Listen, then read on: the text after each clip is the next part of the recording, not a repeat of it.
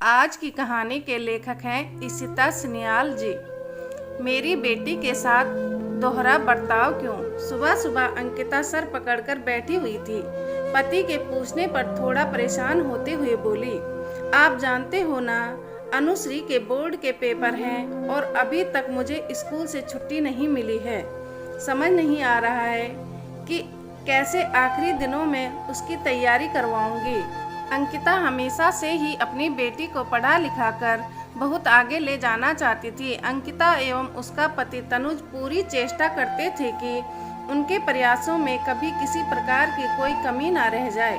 अंकिता को थोड़ी हिम्मत देते हुए तनुज ने कहा, तुम परेशान मत हो, अगर सारी छुट्टियां तुम नहीं ले पाओगी तो 1-2 परीक्षा की तैयारी में मैं मदद कर दूंगा। अपने पति की बात सुनते ही उसके चेहरे पर हल्की सी मुस्कान आ गई। उसी समय अंकिता की सास रमा जी आरती की थाल लिए बच्चों को प्रसाद देने आई। बेटा बहू की बात काफी कुछ सुन चुकी थी।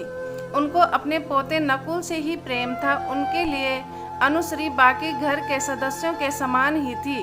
अपनी पोती से उनको हमेशा ही लगता कि वह तो दूसरे घर चली जाएगी, उनका पोता ही उनको निहाल करेगा। बेटा बहू को इस प्रकार चिंतित होते देख पर बस ही उनके मुंह से निकल पड़ा, अरे बिटिया को इतना पढ़ा लिखा कर क्या करोगे। मुझे तो समझ ही नहीं आता कि तुम लोगों को मेरा पोता कम क्यों सुहाता है। जब देखो बेटी पर ध्यान देते रहते हो। आज तक कभी नहीं देखा मेरे नकुल की फिक्र करते हुए।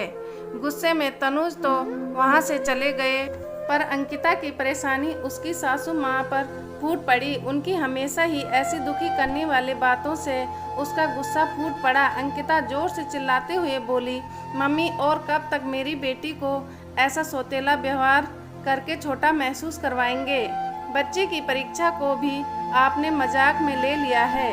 आपको उसकी परीक्षा का डर नहीं बल्कि उसके पढ़ लिख जाने का डर सता रहा है। मानती हूँ जाएगी वह भी दूसरे घर पर, क्या इसी कारण उसको सभी सुखों से वंचित रख दूं।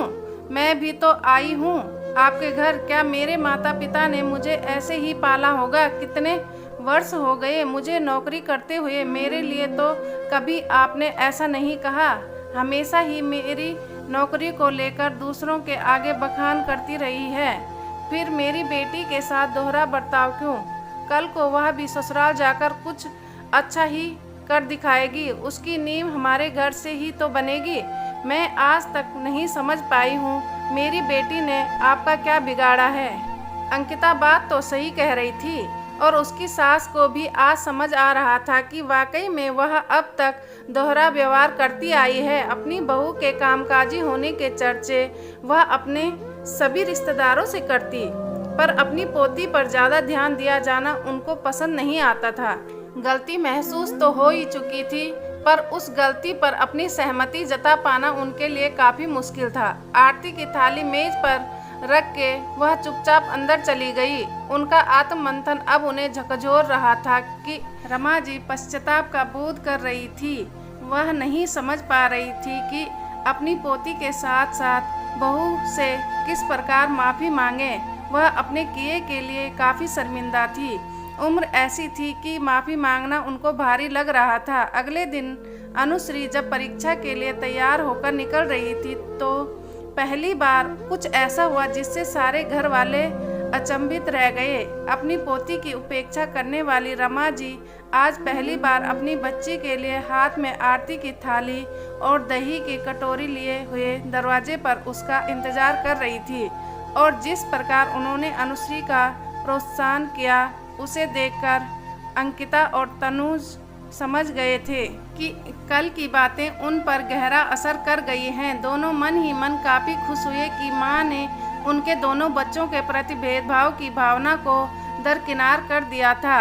आशा करती हूँ ये छोटी सी कहानी आप लोगों को अच्छी लगी होगी। अच्छी लगी तो लाइक करें, शेयर करें, मेरे चैनल को सब्सक्राइब करें और कमेंट में अपनी राय ज़रूर दें। इस कहानी से आप लोगों को क्या सीख मिली है। वीडियो देखने के लिए बहुत बहुत धन्यवाद। मिलती हूँ एक और अच्छी कहानी के साथ।